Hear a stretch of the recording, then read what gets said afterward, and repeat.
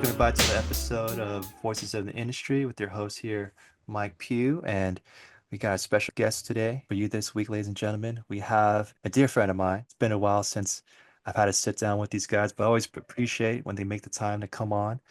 We have talented artists that's worked on a number of projects that maybe your children might know about. Ladies and gentlemen, today we have with us Nic Parris. What's up, man? Hey, what's going on, Mike? What's going on, bro? Appreciate having you on, man. Has been a minute, like you said. I know, shame on me, but here we are. Yeah, man. So just want to give a brief little introduction to how we know each other, man. We've went to school with each other back at the Art Institute, and I'll admit it's not always our first choice, but we were there, we strived, and we prevailed. Yeah, here we are, working in the Yeah. industry. Yeah, it wasn't the best, but we busted our butts to get to where we are, you know what I mean? So worked out. Yeah, dude. So was it always your goal and dream to like work in art? What was your inspiration for going to art school, man? I was one of those kids that was, drawing since I was like a little kid. I think I had the classic, you do the I want to be a fireman or I want to be the guy who goes and is an explorer. And then, I had that phase where I wanted to be a hockey player because of the Mighty Ducks movie. And then I think around like when I was like 8 and I started like watching a lot of cartoons, that's when I realized I was like, yeah, I want to make cartoons. So I've known for a while that's what I wanted to do, and that's kind of what inspired me to go for it. To this day, still drawing when I can. Yeah, so we had a lot of fun times, dude, like going to Art Institute. I know, unfortunately, now it's defunct. They're no longer with us. But I Did you ever get your refund? I was like trying to figure that out. I've heard some people have gotten their refunds. yeah, so I can share that I actually was still paying as of last year. I was still paying some of my loans because slow and steady wins the race as far as I'm concerned. I was in, unfortunately, no rush. A mutual friend of ours, Travis, that was the first thing he did. He's like, you got a paycheck. He's like paying all of this off. But Yeah. I mean, you had a little bit more than I did because you were actually lived in student housing. Yeah. I got a scholarship or half a scholarship, but they did not include the shuttle or the school in-house living. Like they didn't even count that. And they don't tell you that part either. Mm. Messed up, man. It was supposed to be like half a free ride, but I still ended up owing more. But I've actually been hearing people have been getting refunds since the school got shut down and all that stuff. And no idea it was a thing until I got a letter in the mail saying, guess what? The rest of your loans are forgiven. You don't have to Mm. pay the remaining amount.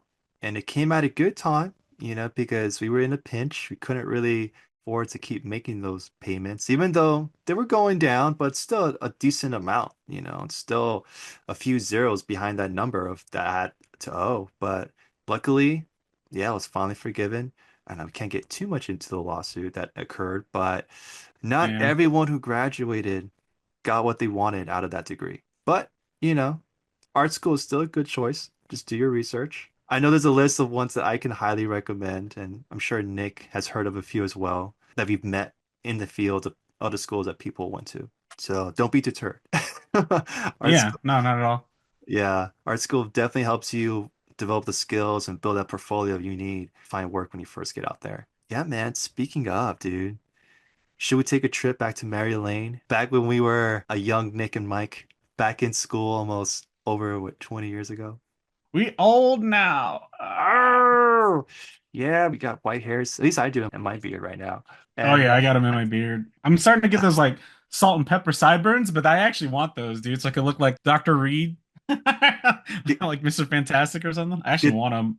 get the Reed Richards, bro. I know. I don't blame you. I, Yeah. I feel the exact same way. I want to look distinguished for my age. I always felt like I was an old soul, though. I know in a previous interview I did with our mutual buddy Steven, that would always be the joke we were throwing around. Like we felt older than what we were. And some people would call us out on it, and some people, didn't really notice. But yeah, man, I feel like I'm finally looking my age, which I'm happy about. Apparently people think I'm still 25, so I get that a lot still. Oh, dude, man, you're young in spirit, bro. Yeah. I'll tell people like I've been in the industry, like holy crap, since what, 2008? And they're like, "What?" And I'm like, "Yeah, I'm not 25." Like, what the? Yeah, my game group, bro. When I play games online, people hear me talk and they're thinking, aren't you in your 20s? I'm like, no, dude, I'm almost 40.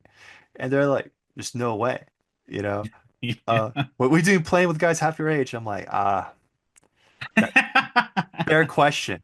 Fair question. I'm not gonna go any further than that. Honestly, with gaming though, that kind of happens. It's pretty standard, honestly. Yeah, there was one kid in our group who he's like still barely going to high school. And we'll just be making all these jokes of like, yeah, when you get older, you'll learn about driving, you'll learn about taxes, you know. Enjoy your youth while you can, you know, while we beat you in Mortal Kombat. Ah, dude, it was a time, bro. It was fun having a little clique too, because all of us were in a similar boat. We all wanted to work on cartoons, I think at first. And then eventually we all found that maybe we had different niches that we wanted to get into. Well, we had friends who were more game art oriented, and then a few of us got to work into films. Yeah, man, coming out of school, what was that like, dude? What did you get into coming out of for your first like kind of experience in the industry? I actually almost dropped out. I was thinking about it Mm. because I already had a job. So I was like, that's kind of the whole purpose of the school is to get a job. So I was like, why don't I just stop? But then like my mom was like, dude, you got like 3 months left. Just get the degree. And I was like, yeah, you're right. Like I've come this far. Might Hmm. as well just like, finish it out. So, but no, I was already working for a small company called Brandissimo. And this is back when I was still doing Flash animation. So I was animating like avatars and stuff for this world they had called it was for the NFL.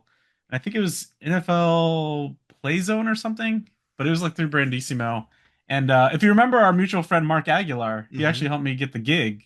Yeah, like when I was doing that and trying to balance school, I was like, dude, like I already kind of fulfilled it. Like, can I just go? And then if you remember that one professor, I don't want to like, drop any names, but there was like this like professor kind of giving me a hard time about everything and like, are you gonna finish your demo reel on time and all this stuff? And I'm like, yes, like it'll get done on time. Because like I was Hmm. getting all this crap. It's like, well, you're kind of behind. I don't know if you're gonna finish on time. I'm like, I will finish on time, and I did. So, uh, I finished that my demo reel on top of like already working in the industry. Luckily, when I was graduating, I remember our portfolio show.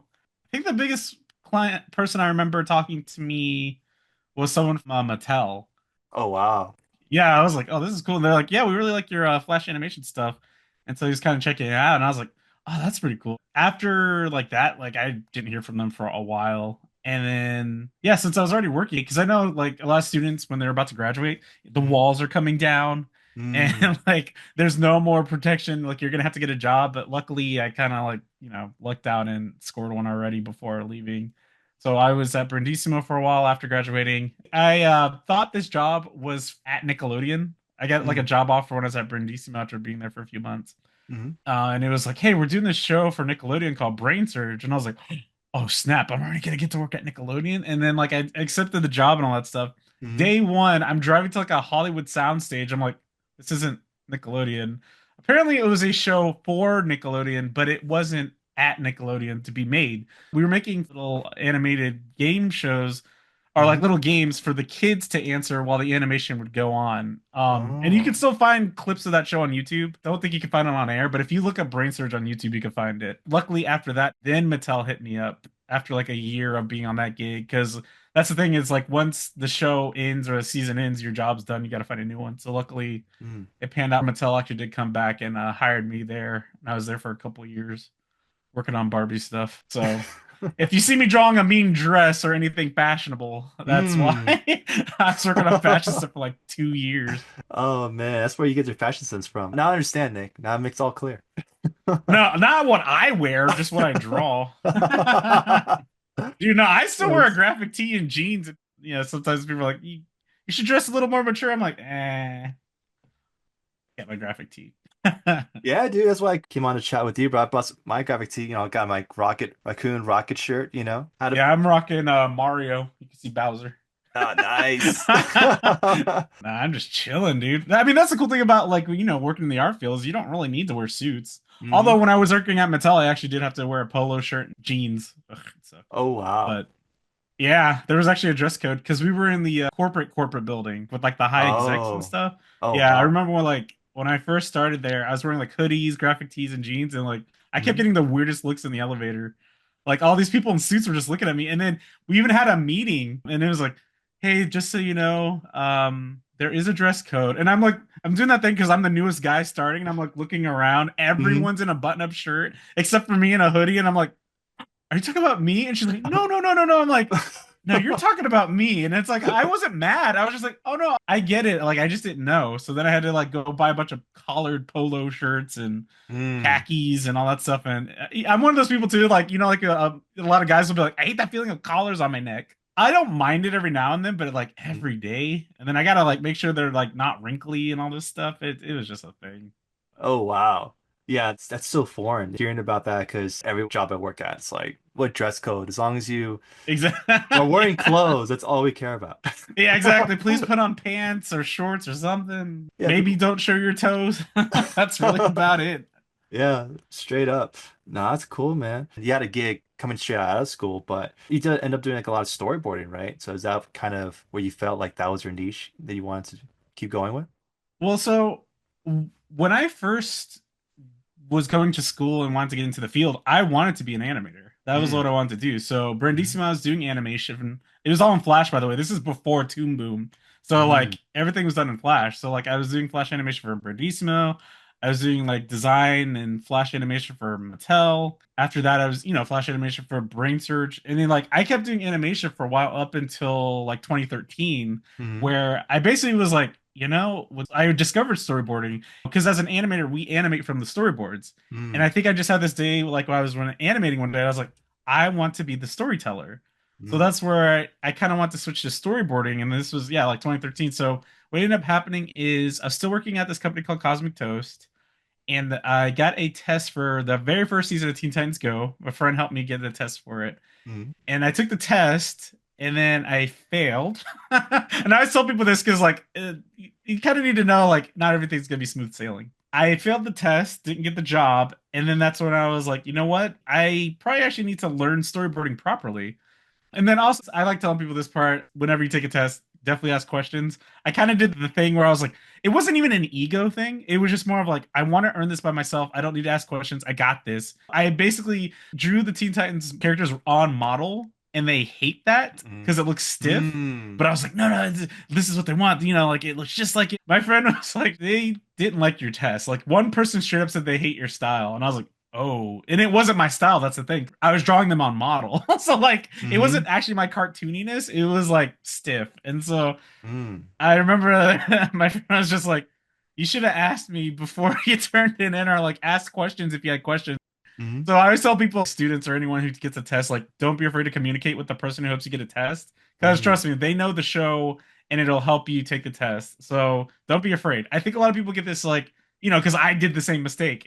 There's like, I have to earn it myself. And if I ask for help, it makes me look weak. You know what I mm, mean? It's like, it doesn't. On the job itself, you're going to have to ask questions and communication is key. So for sure. don't be afraid to do that. But I made that mistake. After failing that test, that's what I was like, this is what I want to do. I want to storyboard. So I signed up for a rad storyboarding class, which back then he actually taught it himself. I think now he's kind of passed it on to other people, but I think it's still called rad storyboarding class. Mm, But I just took that class to focus on storyboard because you got to remember in Art Institute we only took like a sample of everything because mm, everything was so accelerated. yeah. With storyboarding, by the time we were actually getting to the actual storyboarding, it was done. You know what I mean? Like we didn't learn it properly. It was like, Mm, okay, we're done. Like it's like get out of here. You know enough. So I took that course. Sally only got to take like half of it, but that like half I took like mm, really helped me. And even, like Rad himself, the teacher, the professor was like, your stuff already definitely has a TV feel. And that's when I was like, okay, I definitely want to get into TV. Like I mm, know I used to kind of have this goal, like I definitely want to do feature one day. But to be mm, honest, I was happy just doing TV. mm, But that's what made me switch over from animation to storyboarding. I just wanted to be the storyteller. And then yeah, also I thought it'd be less drawing. But to be honest, like the way boards are done these days, where it's like key animation, you kind of still draw like a lot now from storyboards. mm, So I ended up just, still drawing about the same and still sort of animating. But now I mm, dictate where the characters are, how the story flows, and add my own jokes in. And that's kind of mm, the best feeling too, is like when you add your own joke and then you finally see it in the show, and it's like, mm. yeah. Oh, nice, dude. No, that must be dope. Yeah, so I guess we could give like just elaborate a little bit of that process of storyboarding. So are you given like a script and do you get feedback from a director? Like what goes into making a storyboard? So there's usually two ways that you're gonna go about when you're on a show for storyboarding. You're either gonna get storyboard driven or script driven.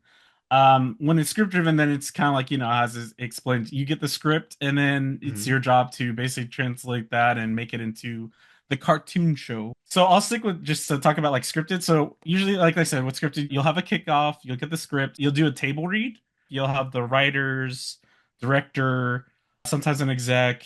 You'll all sit at the table with the script. You'll table read it, make sure it works and flows. You can ask your questions there, or you can plus stuff. I always tell people too, if you're gonna plus it, like write it first, don't draw it. Like drawing takes way more time than writing it. So just write it, whatever joke you're thinking of adding or anything like that, write it on the script itself or write a note and then, draw it later instead of drawing it and then they're like, no, that doesn't work. Like, try Hmm. to add that joke when you're doing the kickoff. Hmm. So you'll do that. You usually get about, I think it's like 2.5 weeks. So it depends on the production. You'll get different time. Usually, most shows I run, you get 5 to 6 weeks to complete 11 minutes. So, like, if you're on an 11-minute show, you usually will do. So for me, because of script driven, I do it by myself. So just be me doing it. With Hmm. storyboard driven shows, because you have to remember, storyboard driven shows, you get just an outline from the writer, and your job with usually a partner, because you have to write it and storyboard it at the same time. You kind of need two people to handle that workload to finish it within 5 to 6 weeks. So you're gonna have basically you're gonna be the storyboard artist and the writer, which is why, like, if you've ever heard my a show storyboard driven, they sometimes get annoyed when they don't get a writer's credit because they deserve it because you're writing the dialogue and all that stuff.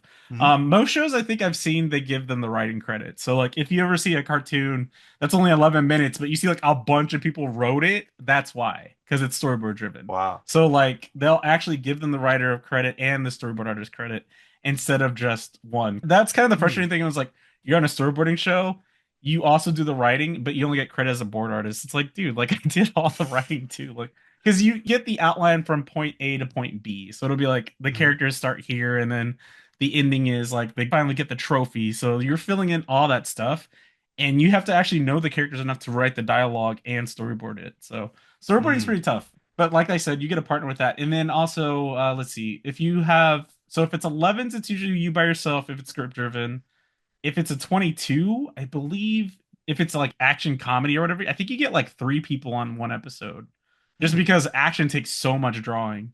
Hmm. So that'll be the difference. And I think usually most shows now, though, sadly, I know people love to be like, creative and have storyboard driven shows. I think because most execs want to have control of the story, it's, Hmm. or make sure it'll work. Most shows are script driven. So you'll get a script and it's, up to you to bring that to life along with like adding your own jokes or putting your own voice and humor into it because that's what will help it stand out. And then hopefully the writer will be cool with you changing things. I've heard of a show that like they were having a tough time because the Hmm. writer was being very much like, I don't want anything changed. But you have to remember like the cool thing about what we do and like making cartoons is like it's a collaboration. Hmm.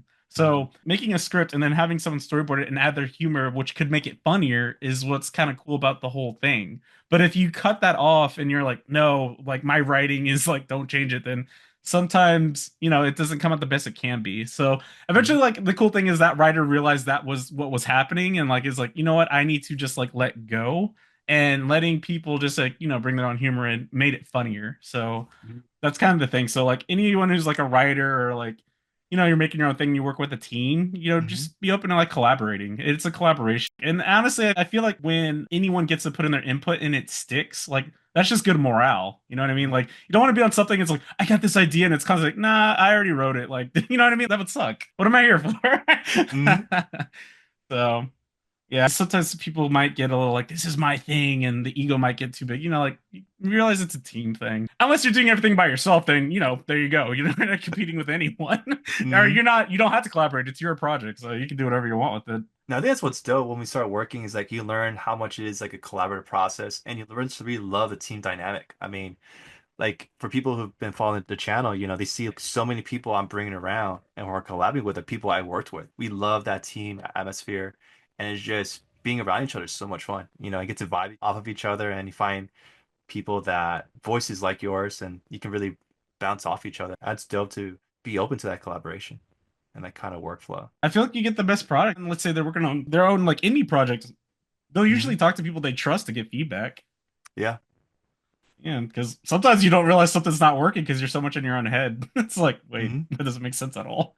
I know we both felt it too with being creatives. Initially, like, but it's my idea. You know, get very protective and you really want to Yeah, have ownership of it. But once you learn to open it up and like really take in other people's feedback, you're like, wow, you're getting to a better end result faster and even be better than what you originally thought. Because it's like, wow, people are really excited about it. They want to see it do well too. And here's some creative ideas that I didn't even think of that they're adding to the yeah, project, you know? yeah. That or even being able to take criticism. You gotta definitely Mhm. gotta put down your ego with that. Like, I think we've both had this experience where like you meet an artist and you're like trying to help them with just critiquing or helping them with feedback, and it's like the people are literally just like, no, I'm the best. It's like okay, like it's like you don't grow, man. It's like you Mhm. gotta be able to take that stuff, absorb it, and improve. You just don't grow any. You know what I mean? You stay stagnant. Mhm. Yeah, and as we come to find with this industry, you can't stay stagnant. There's always new people showing up too with new ideas and or people have new ways of approaching things. You know, like Yeah. all of a sudden some show blows up and they're like, oh, we need that version of that show. Like, do we have somebody who could help us make that happen? And and people gotta step up and or adapt, like I'm Yeah. sure you've experienced having to draw in different styles or cater to different types of humor or I don't know if you've done beyond comedy or an action oriented. I don't know if you've done anything like dramatic, but I'm pretty sure like just different genres. I worked on comedy shows, but I've also had moments where the characters are emotional. So Mm, I've done work where things are emotional and actually have to like make them feel sad. And that's the thing. Comedy will always have funny, but it'll also have, especially like family shows, mm, there's always like a message or some part of an episode where someone is trying to, relate to what families go through in real life. And not everything's funny. And when it comes to family, you can have mhm, your serious moments and different range of emotions. So yeah, mhm, I've done like all types of stuff. With action, I was still trying to work on it, but honestly, I just ended up getting more of the comedy stuff. But it's just mhm, because action is very like if you don't do it right, it doesn't work. I mean, same mhm, with comedy, but you know what I mean? Like when it comes to doing like choreography for fights, like you gotta mhm. know what you're doing. So I still try to improve on that. I know, dude. It just takes me back to back when we were growing up, maybe in college, a little bit before when Samurai Jack came out. Yeah. And that's just pure, like, there were episodes where there'll be even no dialogue. It's just rhythm and framing and action. And that's where, like, to your point, it really highlights the fact that, like, that show was so strong and kick butt because they had great action sequences and they really knew how to convey and choreograph and draw that stuff. Not only that, a big thing, because I was saying before about being a team player, is like Hmm. people will literally hire you if they know you're easier to work with over someone who may be way more talented than you, but might be kind of a jerk. Like I've known people who actually someone kind of got blacklisted just because their reputation of not wanting to listen, you know what I mean, or take feedback, or Hmm. they don't care what the execs say. Like that stuff travels. Because I mean, as you know, like it's a big industry, but at the same time, it's small. Like the Hmm. word gets around. Like if you're, not extremely the best artist, but one of the best team players are easy to work with, like you'll have an easier time. No, it's true. I've definitely experienced that. But like, yeah, my only advice is if you're going to be that like super awesome, good artist, yeah, definitely. If you're going to be that person, your work should speak for you then. If you're that strong of Yeah. an artist, then it's like, Yeah. it's not that you're difficult to work with. You may be more shy or more quiet, but as long as like you get your deadlines done, your work looks great, then people get work like that too. You don't have to be like everyone's best friend. Yeah. No, yeah, not at all. And at the same time too, if like you do want to be sometimes there are those people that are legit jerks, but their artwork's just that good that they'll put up with it. But like that's kind of rare, and you have to be like really good. But yeah, no, Yeah. no, no one's saying like you have to be like best friends with your coworkers or hang out with them every second. It's just be easy to collaborate and work with and take Mhm. feedback. Oh, for sure. No, just one or two people came to mind that fit that bill. But no, it's true because like I think in my experience, I've noticed what like it's almost like 50-50 when it comes to artists. They're either super Mm, extrovert or super introvert. But mm, the thing is, they're still easy to work with, even if they're an introvert. You know what I hmm. mean? Oh, for sure. Yeah. Um, yeah, yeah. So you don't have to be like me, where it's like blah, blah, blah, blah, like all the time. Like you could just be the person who clocks in, gets your work done, and kind of to yourself, and it's fine. Like, don't freak Mhm. out and be like you gotta be, Mister Extrovert just because you work in a studio or anything. No, dude. But I think right here we represent a little bit both ends of the spectrum. People would see me as more of the introverted guy and you more extroverted. But hey, there's a lot of people that we know, be like, oh yeah, I know that Nick or Mike guy. Like, yeah, they're cool. We'll bring them on our team Yeah. and collab with them again. Well, what's crazier too is like I've worked with like some people who are super don't really talk much, but Hmm. as soon as they pitch their storyboards, the funniest stuff ever. And like because some of them might be monotone, them Hmm. delivering it is makes it even funnier. They Yeah, so can't. it's like that's the thing. It's like all their comedy, all their voice is in their Hmm. boards, even though Hmm. they're pretty quiet into themselves. Hmm. Funniest stuff I've ever seen. It's crazy because it's like you don't even say much, but this is the funniest board I've ever seen be pitched in this, and it's just good. And it's almost Hmm. like too, you'll like see them switch because they'll be like kind Hmm. of quiet, but then as soon as they're Hmm. pitching their boards, totally like brought to life. But I feel like that just comes naturally because it's like this is my work. I'm pitching it and I Hmm. want to sell it. Like you know what I mean? Like Yeah. I'm selling it to this crowd of people. So of course I'm invested in it. And I think it just kind of this switch just like goes off and you get really into it.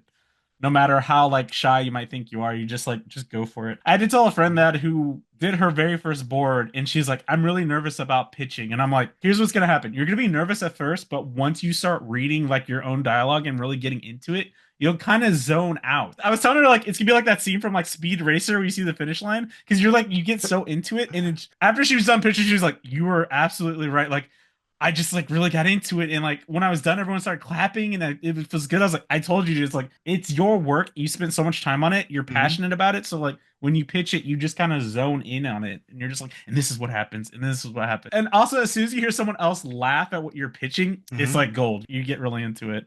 That was kind of the hard thing when we were working remote and we had to like pitch through Zoom and like Oh. everyone would mute themselves. So Mhm. like I'm like pitching, I'm like, like pure silence. I'm like, and then this happens, and I'm like, oh god, I hope this is funny. And then like it'd be done, and everyone would unmute and be like, yeah.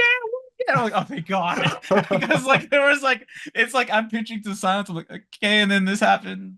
But yeah, that was kind of like the crappiest part, I think, working remote during COVID was Mm. like, yeah, I just kind of missed that being in a room and pitching my boards and like seeing people and hearing them laugh live while pitching. I've heard other people who did it through Zoom, they didn't have to mute themselves, so you'd hear the laughing. But I Mm. think because they want to make sure there's no hiccups in the stream or like lagging, Mhm. everyone had to mute themselves and turn off the cameras. So it was like a Oh yeah. I'm pitching to the void. Oh my I God. was like, please be good. But yeah, so Oh, dude, that's um rough. I thought there would at least be like you could see them, but wow, you couldn't even see them either. There's just darkness. because you have to remember if the stream lags, it messes up your whole pitch. You know what I mean? Because like so they just sort of like turn off cameras, mute yourselves, and go. So it's just like, all right, here I go. I heard some other studios like they didn't do any of that. They actually just let everyone stay, live streaming. But I Hmm. also think it might have been just because the sheer number of people in the pitch. That Hmm. might have been why too. They were just like, my guess is they had an issue where everyone's cameras are on and it lagged, and they're like, well, we got to just turn off cameras because otherwise it's gonna mess up the pitch. No, for sure. It makes sense. So yeah, I feel like we're almost caught up to like modern day, right? You kind of give us an idea of what's like first break into the industry, first kind of gigs you had. I know you for having a lot of experience storyboarding, so it's awesome to hear like that experience and yeah, to see you light up, man. I think that's the thing about this stuff. We're so passionate about it, you know? Yeah, it's like literally like a childhood dream come true, right? To be working on some of these shows. Yeah, well, the craziest thing is like it took me a while to even get to storyboarding because, like I said, I started in '08. I didn't break into the big studio storyboarding until 2016. It was 8 years of like Wow. doing everything. And then, especially when I was at Cosmic Toast from like 2013 to I was there for like 4 years and I was doing everything. I was a director, I was character designer, character rigger, and this was all in, Flash still. Yeah, because like I got hired as a director, but then I was doing character design, character rigging.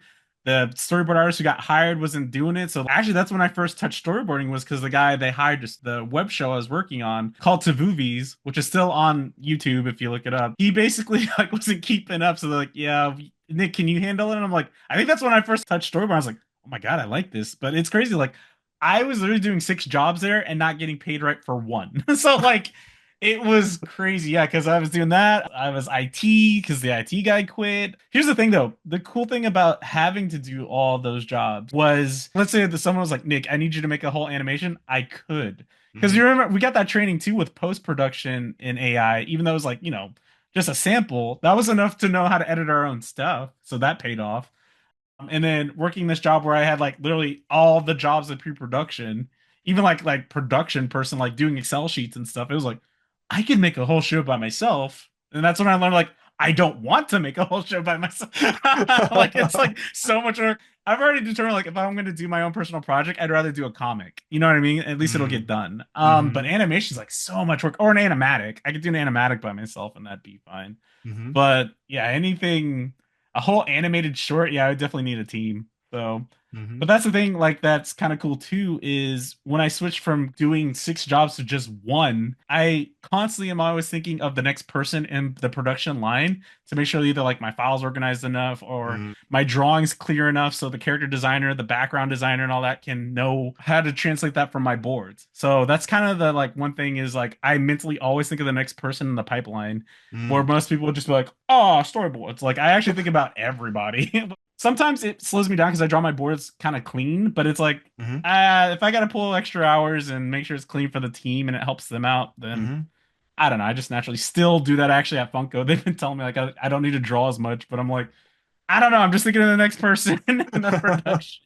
I think that's something I value again, like going to an art school is like you get, like you mentioned, it's like broad strokes, but then you actually have an idea. And then once you're in a working environment, you can say, oh, okay, this is how I fit in. And these are all the different people who are going to work either before me or after me. Like you said, very self-conscious. Like you want to be neat with your files. You Yeah, want to be clear. organized. Yeah, Yeah. like have things organized, named well. And that's just a good practice to have, like not only just clean your room, but also, make Yeah, sure. exactly. Dude, my files are cleaner than my room. Are you... It's like I look Yeah. behind me now, I'm like, oh Oh, god. But hey, at least my files are clean. that's right. Yeah, man. So you kind of touched on it just now. Like, yeah, dude. So, like, what are you currently working on at the moment? By the time of this interview, hopefully things have gotten better. But as you know, like animation's kind of in a rough spot. So I ended up pivoting and I'm actually, working as a toy designer at Funko. The cool thing though is like originally when I got into art, I actually wanted to be a character designer, but it was just character designing is so competitive. Like it's tough. That's why I ended up, being animation and then going to storyboarding. Originally, actually, I just was like, yeah, I want to design characters. And it's like, that's why on my off time I design characters. What's kind of cool about this job is technically I'm a character designer and then they get made into toys. And the funny thing is like all I did was for this job, like I lucked out and I applied on LinkedIn and they saw my portfolio and saw all my character designs Mm, and they're like, we really like your turns. And all your character designs look like toys already. And I was like telling them, yeah, I reference vinyl toys when I design my characters. And I hmm tell people this all the time because like, wait, where do you get all that shape lineage? I'm like, toys. Like I look up designer toys, I see all the fun shapes and stuff, and that's how I usually design my character. Oh, it's kind of cool. Fate panned out where it's like now I'm designing toys, and it's because all my character designs kind of look like toys already. hmm So yeah, that's what I'm up to now. I'm actually doing like, character design, handling, like the whole process from me drawing it to 2D hmm to, letting it get sculpted 3D, the paints, all that stuff, and hmm making sure that's cool. And then I'm working on just whatever multiple properties that, pop up. And if you've seen Funko Pop toys, like it's the musicians, movies, video games, like I'm just getting like all types of random stuff and it's kind of nice. I have to maintain that Funko look, but hmm this constant like just variety of different subject matters is fun to do. I mean, I can't say everything I'm working on because it's for movies that aren't even out yet. Actually, hmm that's kind of cool. Slash, kind of like, oh crap, I've been spoiled. But it's like hmm properties that you already know that I can mention. It's probably like stuff like I don't know, like famous soccer player. What else? Like DC, Batman, Superman. hmm Like Steven Universe. Let's see what else is. I'm trying to think what else is like quite a few anime stuff. Mm. So that's been kind of cool. Yeah, like apparently anime is like the most popular category. Oh, So wow. that's yeah, I think it's music and like anime. I mean, anime is so mainstream now. You know what I mean? What's funny? Like speaking of I remember being sat down and being told, "Yeah, don't draw anime because you hmm never get a gig." And that Yeah. was true at the time. Here's the hmm thing: that was true at the time, but now it's like switched. And it's like hmm now if you could draw anime, like you might have an easier time landing a gig these days. Kind of crazy how it switched. That's so wild, dude. Yeah, I remember before, like we coming out of high school, and we had a few friends of ours who were like, "Yeah, I had a phase." They didn't want Yeah, exactly. Yeah, I to. used to draw anime. But yeah, it's so cool that things have changed and shifted, and it's fun to be part of that. To think like when we were kids, like growing up, we love our Spider-Man and X-Men Saturday morning cartoons, and now that it's coming back and in a big way, people are super excited. It's so mainstream to see some of these characters in the big screen, and also when we were in school, like telling some of our buddies, like, man, it'd be so cool to work on an Iron Man movie. They're like, I don't know, man, it's gonna really gonna happen, and then. I didn't get the name of the credits, but I actually got to work on Iron Man 3, and it's so cool to know that things that were very niche when we were kids are now bigger and stuff that everyone talks about and a lot of people know about. That's so cool.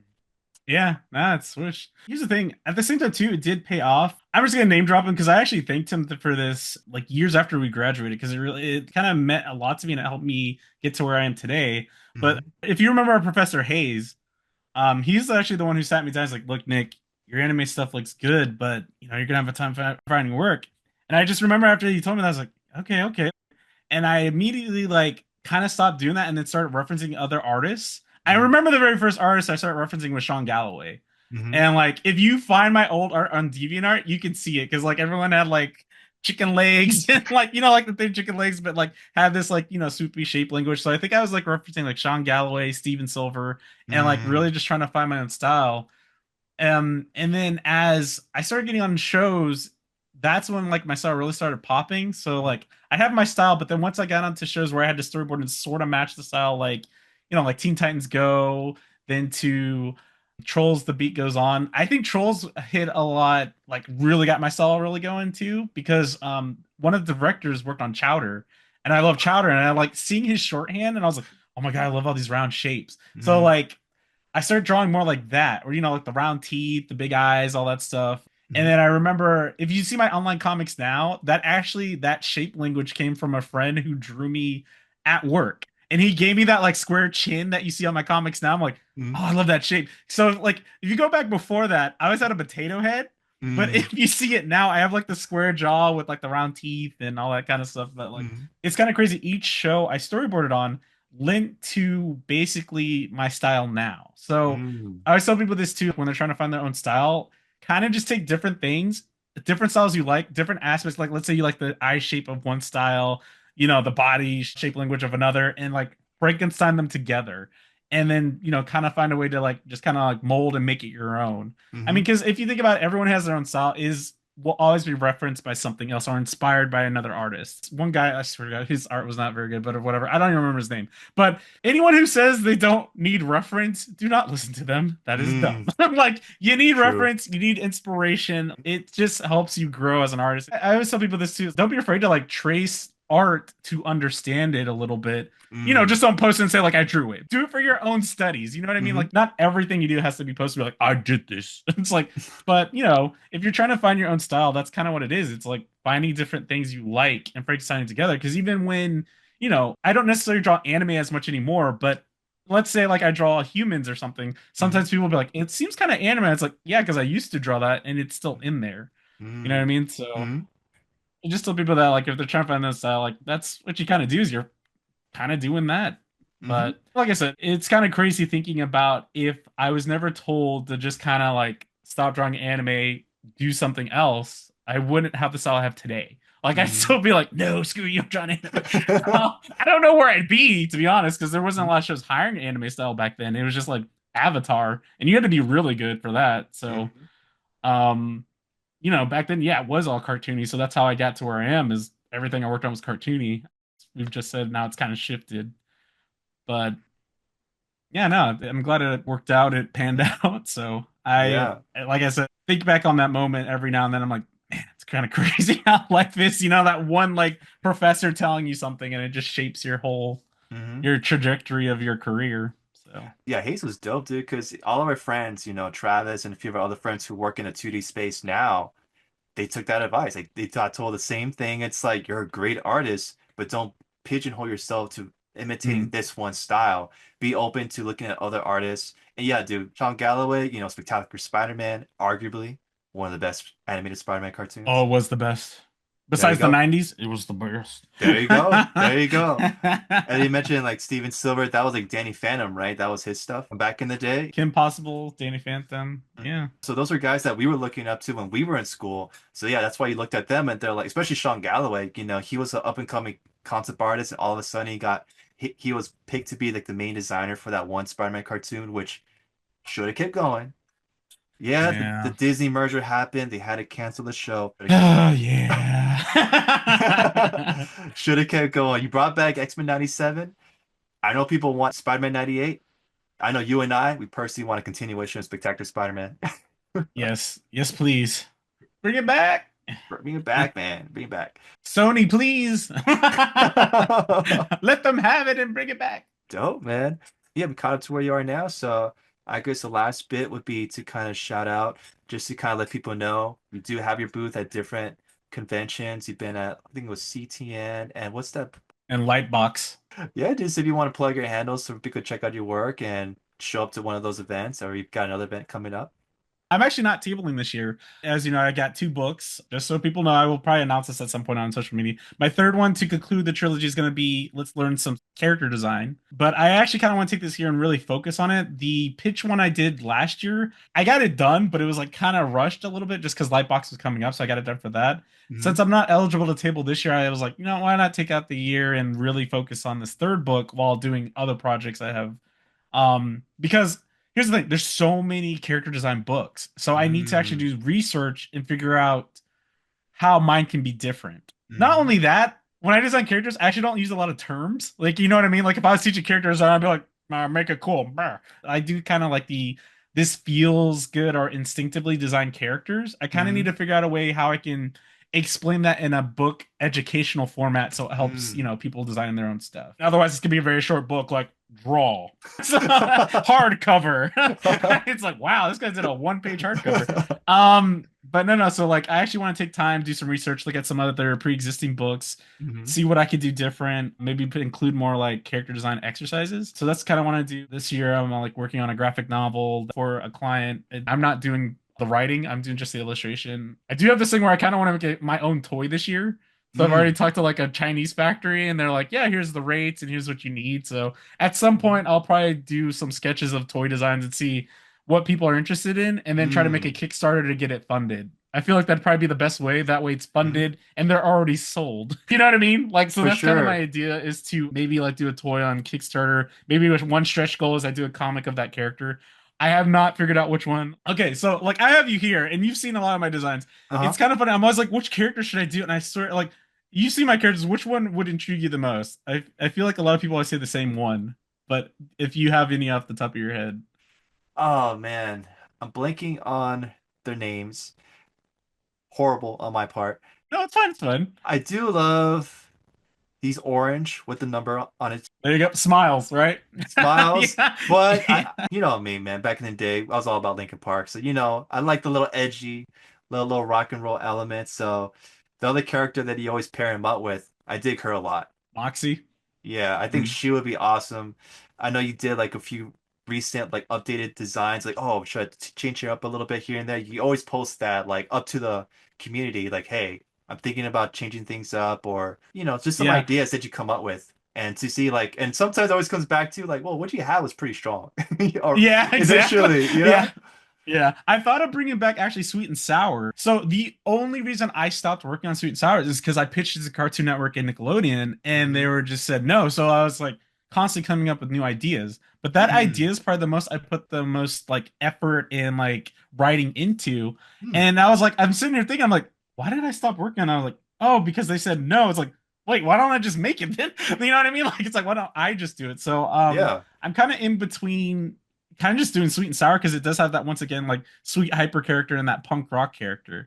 That and like I don't know what it is, but for some reason every time I try to write Smiles and Moxie and it being a family thing, because Hmm. I've worked on so many family shows, I feel a little burnt out because I've storyboarded for Casa Grande's Loud House and I'm like I don't know what else to do with that because I've done it for so long.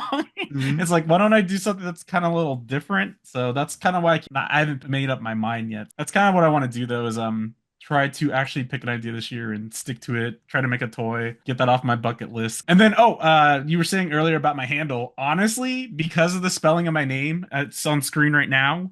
You can find all my stuff through my name. I'm not even kidding. like, like if you Google Nic Parris, you'll even find that weird young picture of me with a shaved face, and everyone's like, "This is you," and I'm like, "Where did that come from?" But yes, if you want to know my handle, literally just type my name. You will find me instantly because of the spelling of Nick and Paris. So, Nick with the C, to be more yep, no specific. K and Paris with two R's. So there you go. It makes it even Yeah, easier. there you Yeah, go. it's kind of crazy. Yeah, definitely in the link description below, I'll be including like links to the books you had, like the previous two books. And if it comes out by the time this does, the third book. And yeah, anything else you got going on, like your Kickstarter. If you pick one and you got a Kickstarter going, I'll definitely add that to the description too, so people could check that out. And yeah, man. Appreciate your time, bro. Appreciate you having you on. It's a good chat, Yeah, bro. it's good talking to you. Yeah. Yeah, dude. All right, buddy. Thanks for tuning in. Be sure to check out the next one.